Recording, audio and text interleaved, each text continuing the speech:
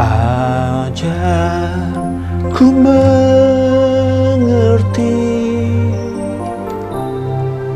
segala rencanamu.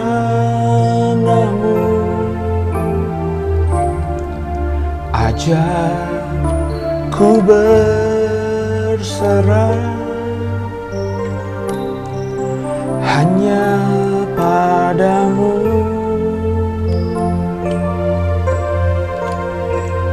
Pimpinlah jalanku dalam terang firman-Mu. Ajar ku berharap hanya padamu.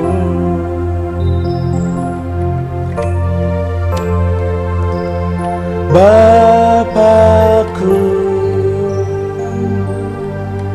ajar segala rancangan-Mu. Tuhanku, heran perbuatan-Mu. Engkau sanggup mengadakan segala yang ku perlukan menurut kehendak-Mu. Terjadilah.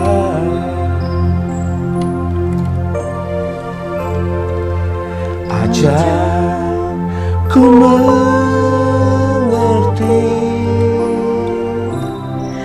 segala rencana-Mu.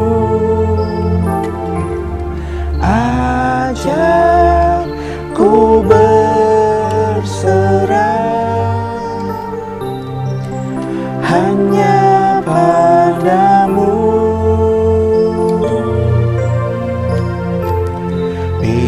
Pimpinlah jalanku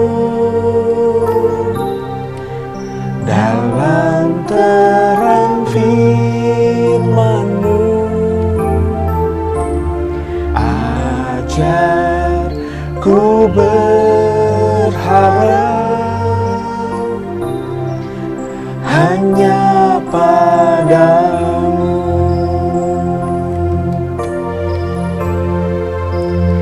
Bapakku,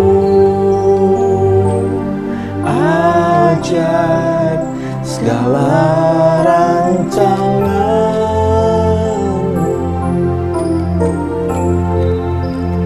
Tuhanku, heran perbuatan-Mu. Engkau sanggup mengadakan segala yang ku perlukan menurut kehendak-Mu. Terjadilah. Ini kan apa ya? Kalimat terakhir itu kan menurut kehendak-Mu terjadilah. Mirip itu perkataannya Tuhan Yesus kan di Getsemani. Bapa, kalau boleh cawan ini lalu daripadaku, tapi bukan kehendak-Mu, biarlah kehendak-Mu yang terjadi. Jadilah. Ya, saya sering ngajar dalam mimbar ya, bahwa iman tuh harus besar, mimpi tuh harus tinggi, tapi kita biarkan Tuhan yang beracara. Jadi rancangan Tuhan bukan kecelakaan tapi damai sejahtera. Kalau lewat lagu ini, nyanyi lagu ini, itu ya itu inget ya atau zaman-zaman kita shock, dibilang kaget iya, dibilang mungkin sedikit takut, khawatir, bohong kalau enggak, tapi sedikit ada lah ya, pasti ada. Jadi dulu saya sama Sylvie, istri saya, kenal di sebuah komunitas gereja. Kami pelayanan bareng beberapa tahun, akhirnya mulai tumbuh suka, dia duluan. Enggak. Jadi pokoknya saling suka gitu ya. Terus akhirnya mulai deket, akhirnya komitmen untuk menikah, dan kami terus melayani bersama di gereja itu ya. Puji Tuhan lah, saya dipercaya sama gembala untuk ikut timnya dia. Ya karena itu mungkin akhirnya langkah gerak pelayanan saya lebih cepat daripada teman-teman seangkatan saya begitu. Ya sempat mengalami masa-masa kalau dibilang apa ya? Naik turun. Ya puncaknya. Ya masa puncak gitu ya, dalam artian di gereja itu.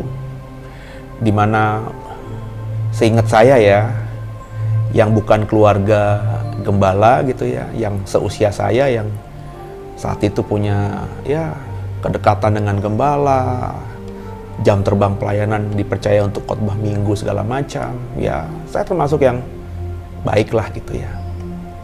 Sampai akhirnya suatu waktu ya dapat kabar. Ya kapan tuh ya kabarnya ya? Kurang lebih sih bulan April. Sore-sore ya. Sore-sore. Enggak, siang. Siang, ya. Siang gitu ya. Terus pokoknya saya lagi bukan di dalam rumah tapi di luar rumah, lagi di teras gitulah. Ya, terus terima telepon hari Senin ya. Harinya lupa. Hari Senin karena minggunya kan yang dari Surabaya. Jadi saya pelayanan hari Minggu di Surabaya, saudara. Di gereja itu di cabang Surabaya. Saya masih ingat banget, pagi-pagi datang di ibadah yang pertama, koordinator ya saat itu. Jadi setiap cabang itu ada koordinator, kepalanya ya, perwakilan gereja pusat namanya koordinator. Itu peluk saya, ya ada apa Pak Seno? Ya saya sendiri nggak ngerti apa-apa, saudara. Ya katanya saya pimpinan gereja marah lah gitu ya sama saya.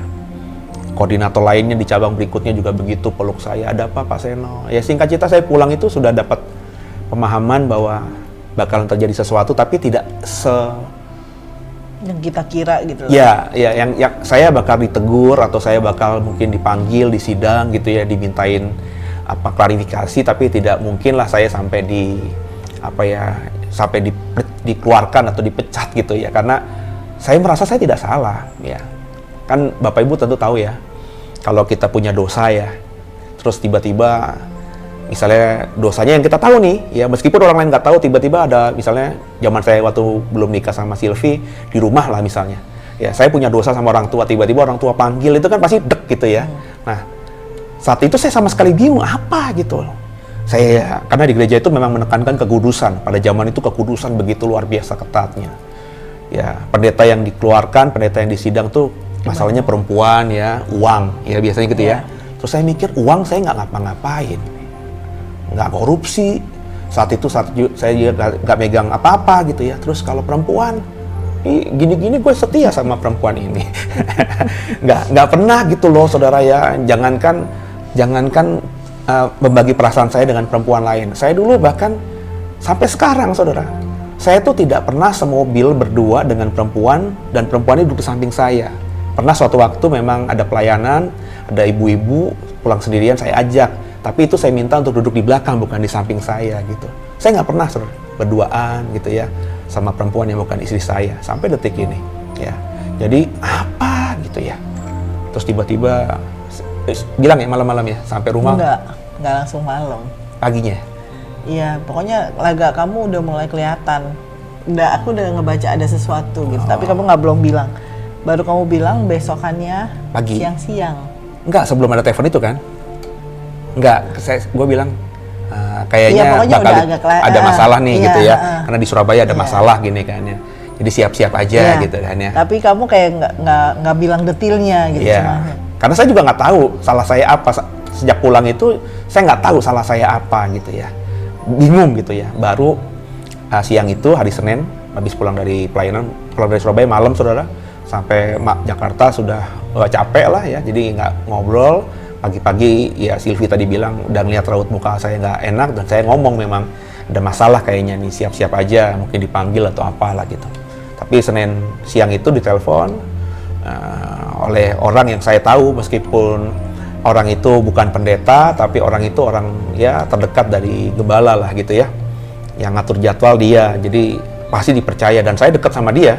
Ya kami pernah satu, ya, karena dulu saya juga ngatur jadwal pendeta, jadi saya tim sama dia, jadi dia nggak mungkin lah bohongin saya dan kayaknya juga nggak berani bohongin saya gitu ya.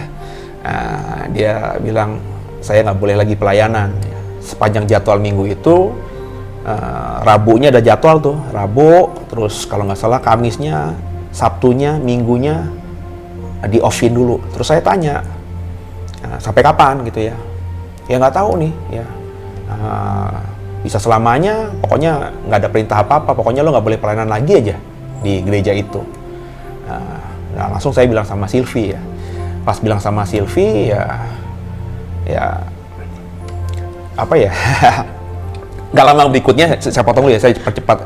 Nggak lama berikutnya saya dapat konfirmasi lagi, ditelepon lagi sama saat itu orang yang sudah posisinya timnya gembala, bahwa sama suaranya, apa percakapannya sama, jadi dua orang yang telepon saya ya, jadi sahih lah, valid lah gitu ya. Terus gue harus gimana gitu kan ya, disuruh menghadapkah, disuruh beristirahatkah, atau diskorsing? Enggak, pokoknya lo nggak boleh khotbah lagi gitu. Yang kedua tuh manggil saya kakak nggak boleh khotbah lagi kak, jadi sampai kapan? Ya nggak tahu kak, nggak ada perintah, pokoknya nggak boleh khotbah dulu, nggak boleh khotbah lagi gitu ya. Nah, kalimat itu yang akhirnya membuat saya berpikir, wah kacau nih ya. Terus saya ngomong sama Silvi, memastikan bahwa apa yang saya dengar dari pesan pertama ternyata valid. Ya intinya akhirnya kami berdoa dan memahami bahwa itu bukan skorsing, bukan teguran, tidak dimintakan kualifikasi. Ya intinya kami dikeluarkan lah gitu ya. Nah itu fase itunya sih oke, tapi setelahnya itu kan bayangin saudara, di Silvi tiap hari pelayanan, ya bohong lah saudara ya kalau kami berdua bilang kami it's okay ya, karena biar bagaimanapun kami pelayanan diberkati oleh Tuhan di gereja itu. Hampir setiap hari kami dapat berkat dari Tuhan lewat gereja itu.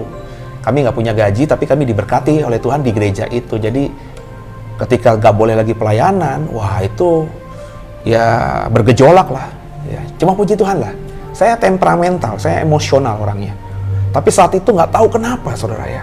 Saya tenang aja gitu, ya. Itu juga puji Tuhan. Aku juga bingung gitu, maksudnya. Pada saat kamu ngomong, kok bisa hati tenang? Ingat kan? Aku cuma jawab, ya udah. Gitu. Nggak ada. Biasanya kan, kenapa gini? Pasti kan biasanya gitu. Tapi saat itu kayak hatinya diademin gitu, bener-bener adem. Dengar kamu ngomong gitu, terus langsung jawab, ya udah. Dan ya udahnya tuh bener-bener nggak mau nanya-nanya lagi gimana, tapi ya udah gitu, kayak Tuhan udah yakinin aku punya rencana lain buat kamu gitu, kayak seperti itu gitu. Jadi ya nggak nanya-nanya lagi. Ya. Jadi apa intinya, kami minta izin ya kepada orang terdekat kami ya. Saya hubungi koordinator yang terdekat dengan saya, karena jadwal minggu kan saya ada saudara di wilayah Serpong juga. Jadi hampir semua koordinator Serpong dekat sama saya, karena pendeta di gereja itu yang rumahnya di Serpong hanya beberapa, dan saya termasuk yang dituakan lah, karena contohnya ada cabang gereja tertentu itu ketika kebakaran ya, saya yang ditelepon oleh pusat atau pengurus dan lain sebagainya, bukan yang lainnya gitu ya. Jadi saya telepon, saya minta izin bahwa saya sudah tidak melayani lagi di gereja itu. Ya tampilannya ya seolah tenang gitu ya, tapi ya kita berdua jujur nggak tahu apa-apa nih, nggak punya penghasilan lagi, nggak tahu harus kemana gitu ya. Terus ada tawaran saudara ya, ada tawaran dari gereja, ya, saya dapat telepon gitu ya. Ada juga yang nawarin buat kerja. Ada yang nawarin juga saya, Pak Seno tenang aja, nanti udahlah, saya kebetulan lagi bikin perusahaan baru, nanti Pak Seno yang jadi pemimpin lah atau apalah belah gitu ya. Oke gitu, tapi saya bilang nanti dulu ya, saya doa dulu sama Tuhan. Dan kita mulai berdoa ya, doa. Terus intinya kita berdoa tuh akhirnya sadar bahwa ini kehendak Tuhan, ya. Puji Tuhannya saya bilang tadi saya tenang, Sylvie juga tenang. Akhirnya kita bisa berpikir jernih gitu. Kan ada firman Tuhan juga, kalau kita nggak tenang nggak bisa doa gitu ya. Puji Tuhan kami berdua tenang, meskipun ada pertanyaan ya, kenapa Tuhan ya. Ada juga masukan dari kiri kanan, ayo dong minta klarifikasi, saya nanti bantulah untuk ketemu sama gembala dan lain sebagainya. Saya bilang enggak lah, saya percaya gembala, kalau gembala sudah memutuskan ya harus tunduk gitu ya. Sampai sekarang saya menghormati gembala lama saya itu ya. Jadi kami akhirnya berdiam, terus kami mulai berdoa, ada ketenangan ya, ada Tuhan suruh kita diam ya. Iya, pokoknya kita mulai kan ketemu hari Minggu, ya kita sekeluarga kan, Iya. sama-sama doa.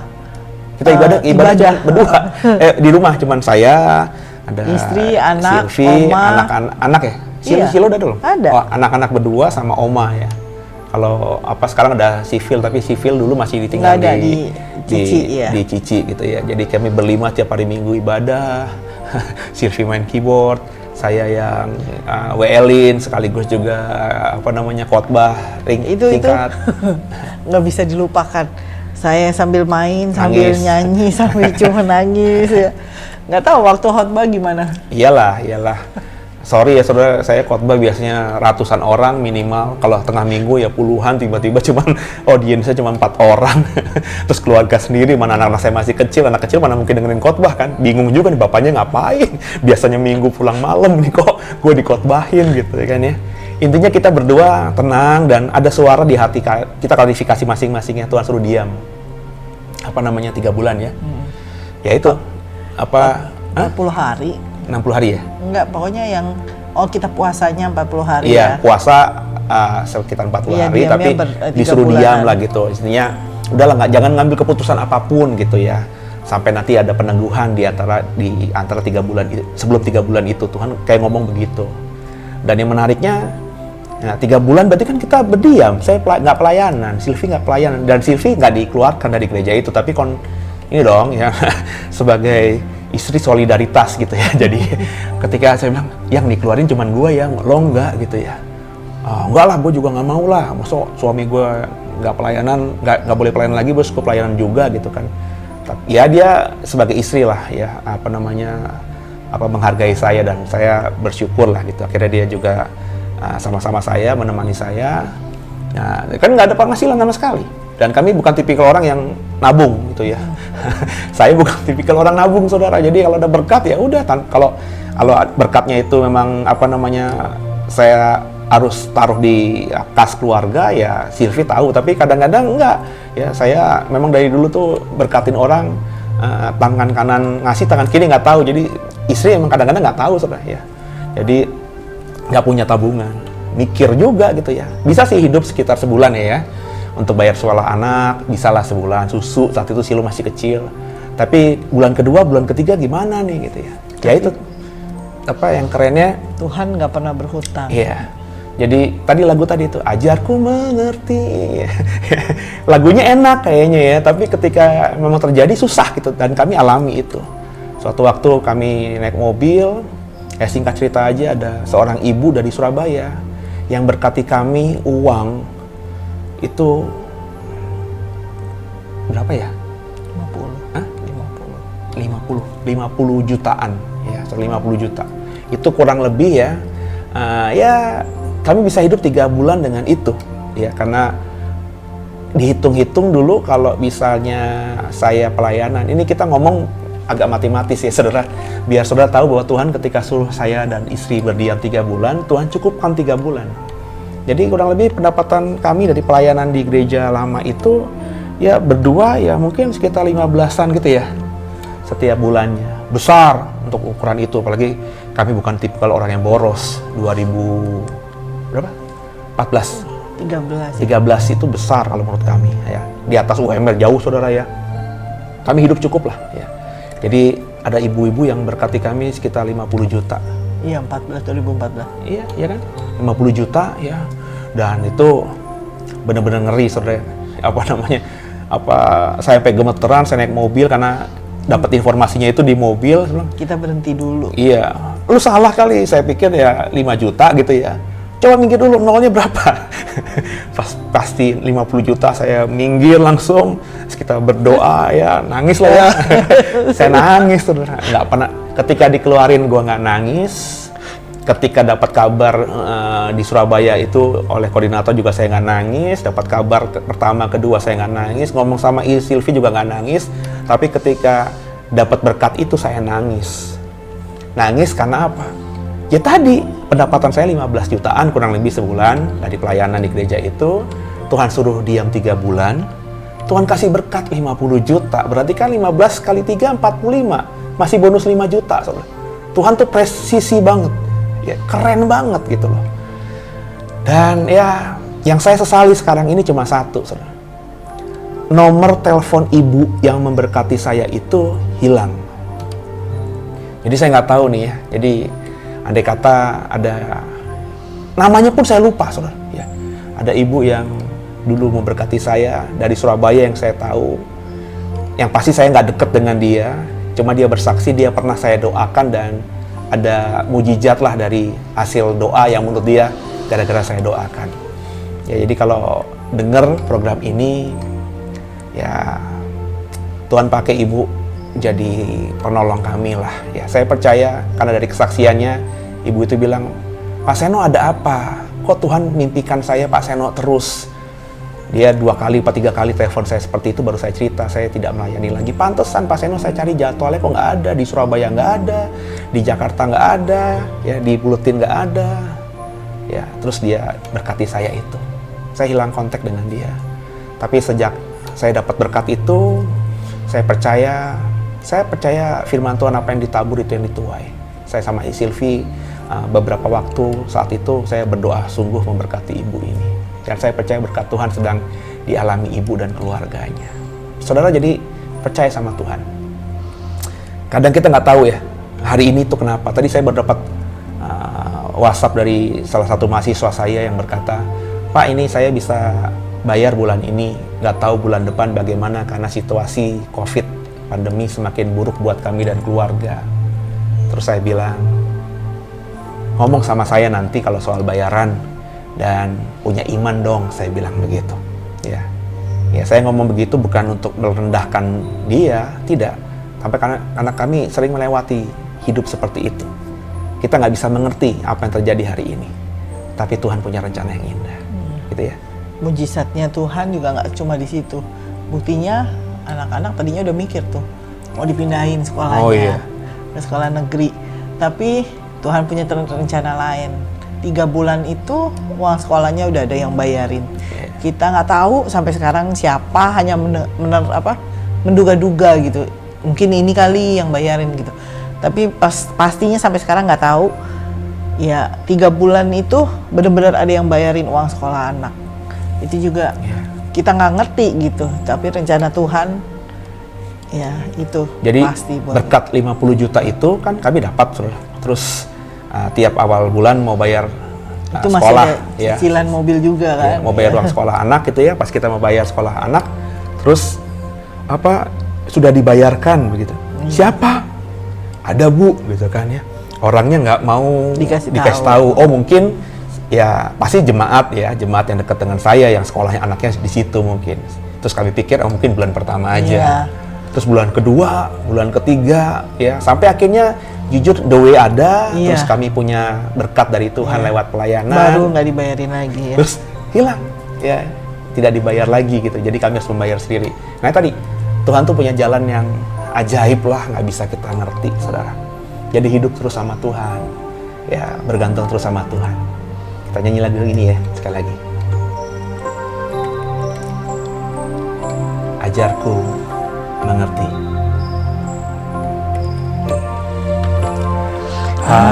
Ajarku mengerti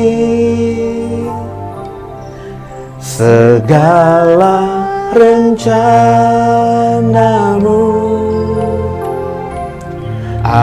Ajarku berserah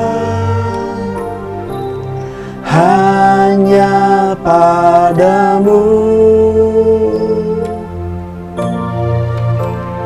Bimbinglah jalanku dalam terang firman-Mu. Ajar ku berharap hanya padamu.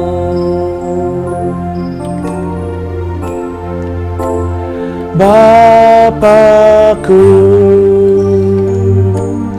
ajaib segala rancangan-Mu.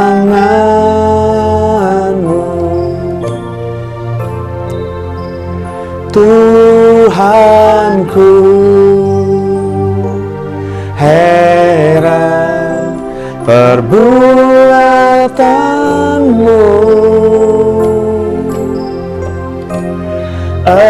Engkau sanggup mengadakan segala yang ku perlukan menurut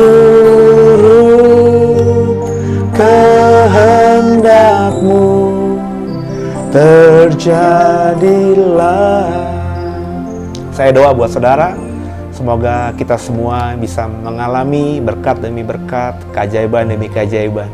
Rancangan Tuhan itu indah. Meskipun kita tidak bisa selami, tapi rancangan Tuhan itu selalu indah buat kita. Amin.